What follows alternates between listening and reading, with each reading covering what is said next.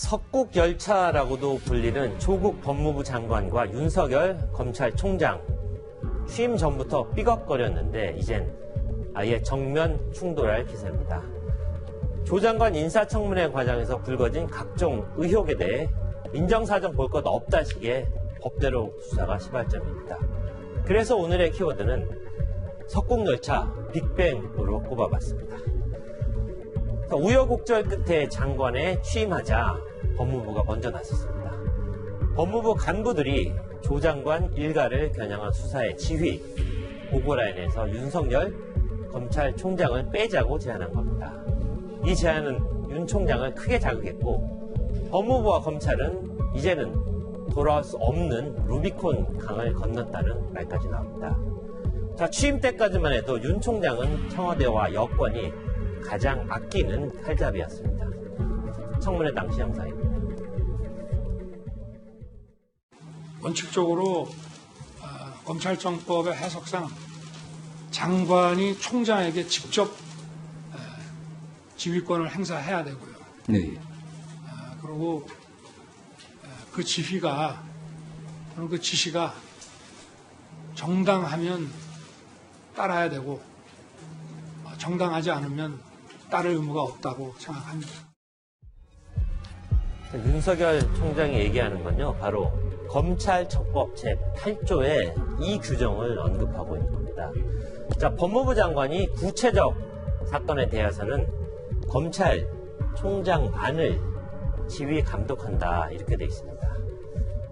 지휘권 발동 파동은 2005년에 실제로 벌어진 적이 있습니다.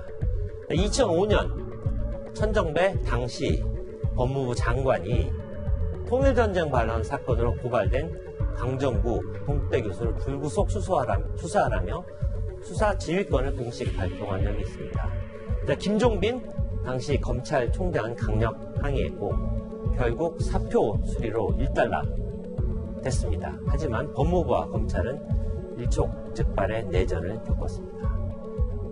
검찰개혁 문제는요, 정권과 검찰의 단골 충돌맨이었습니다.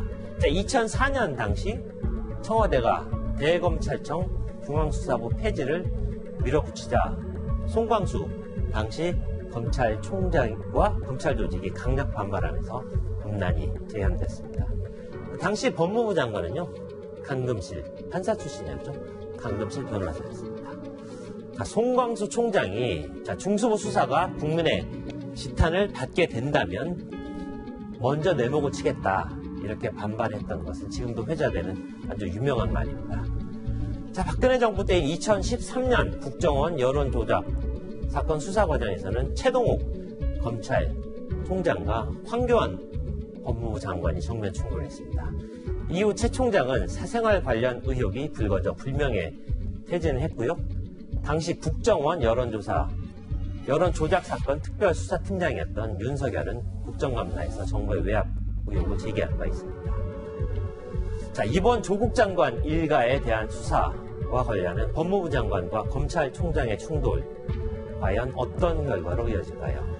수사 결과에 따라서 둘 중 한 사람은 치명상을 입을 가능성이 높아졌습니다. 앞만 보고 달리는 석국열차의 운명 하나씩 다시 짚어보겠습니다.